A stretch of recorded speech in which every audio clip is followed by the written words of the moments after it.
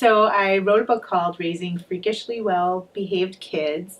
Then the subtitle is 20 Principles for Being the Parent Your Child Needs. So I have been a play therapist for like 25 years and a mental health counselor, and I think a lot about the lessons that I've learned from the children that I've worked with. And I was a play therapist and mental health counselor before I was a parent. So I wanted to be able to share with other parents and people who have, strong relationships with kids what I had learned, because it really changed the way that I was with my kids. And I have still to this day really cool relationships with my kids, and I don't think that's because I'm a mental health counselor or because I'm a play therapist. I think it's because of the lessons that I learned from the kids that I was working with, and also having the information and structure that I did as a play therapist and mental health counselor. I learned how to set limits with kids in play therapy, is if you tell them something they can't do, to tell them something they can do. And then I use that in my parenting too, and that worked so well for my kids, and works so well for parents that I've done consultation with. I wanted to make sure that I was able to share that. Mm-hmm. And so this, I felt was the best vehicle to share that.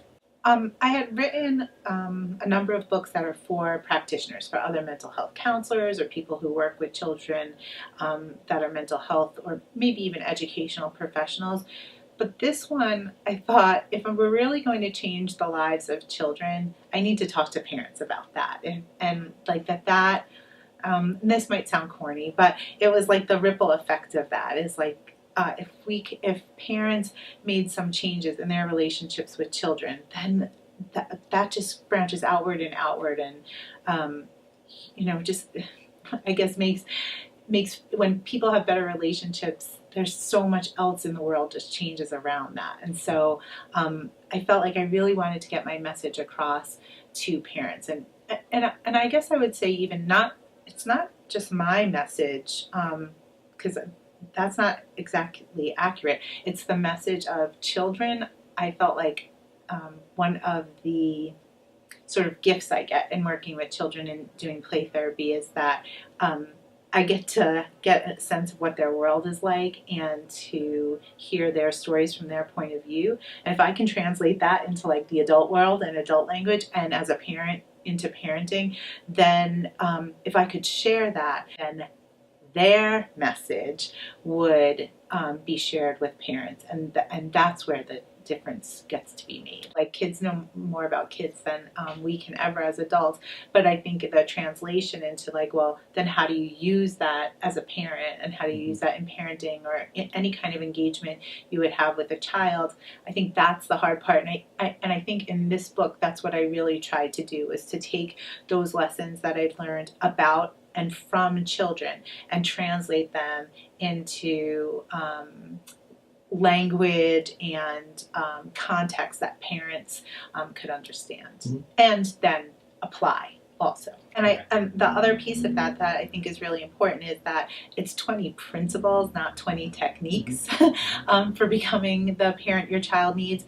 And the reason why I really focused on principles is because the techniques or the behaviors, the way it's implemented, is going to change from the time your child's 4 till when they're 14, or with your first child versus your second child, or with your one child who has a learning disability and your other child who does not. The techniques and how you act behaviorally as a parent, that might change, but the principle underlying it will not. And so that was really important to me to establish right away in the book as a foundation, and also just the way that I want to talk to people about the book in and of itself. If we allow those principles to guide us, and I think that's a way better word, then I think we can. It allows for the idiosyncrasies of parents, of families, of culture, of children, all woven in there together. Mm-hmm. And that's what I'm excited about. For example, one of the parenting principles is don't ever embarrass me. Mm-hmm. And that looks really what looks really different is how you would embarrass your child if they were 8 than if they're older, if they're 11. And so just recognizing that something you do when they're 8, like kiss them goodbye, typically won't embarrass them, but if you do that when they're 11 and in front of their peers, that may. And so that you have to be flexible and make adjustments as a parent too, to allow the principals to really kind of do their thing. One is that that they have a sense of a child's perspective. I think that's like a hard thing to do as a parent, like every day, all day. But to be able to even sometimes just see the world from your child's perspective, I think helps you parent in a way that's more thoughtful and also more takes into consideration more of what's happening in the relationship as it's happening. And so that would be, certainly that's one of the things that I think can really come out of the experience of this book. And the other thing that I wanted to add is that like the book is not just like you read it. There are like exercises and activities in it for parents to do that are mostly of a reflective nature, so they can like really process and think about and maybe even feel about some of the principles in there so that they can then make decisions about how they want to implement that principle, what it will look like in their family with their child. So I would say like the sort of the royal takeaway would be that parents would feel confident about their parenting and connected to their child. And I think that when you are confident and connected, that changes how it changes how your child acts without you having to do something. It's about, and I like that you just use the word mindfulness, because it's not about, and I say this in a number of different ways in the book, it's not about what you do with your child, but how you are with your child.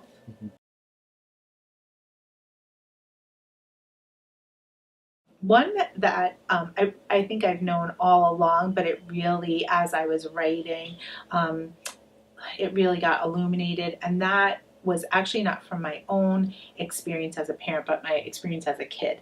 And that was, I have perfectly flawed parents, and they passed that down to me because I'm a perfectly flawed parent as well.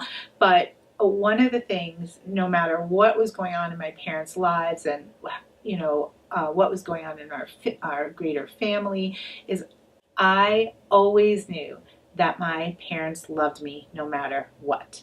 And so even when I messed up, even when I did, stupid things, which there were many of them as a child and as an adult, is that I always knew that when it came down to it, my parents had my back and they loved me. And I know that I work with some children, with some teenagers, and even some adults who don't feel that way. So that, I think, was always kind of underlying how I wanted to be as a parent, but it also, I think, underlies how I want to be as a person. And so that's definitely woven into those 20 parenting principles in a number of different ways.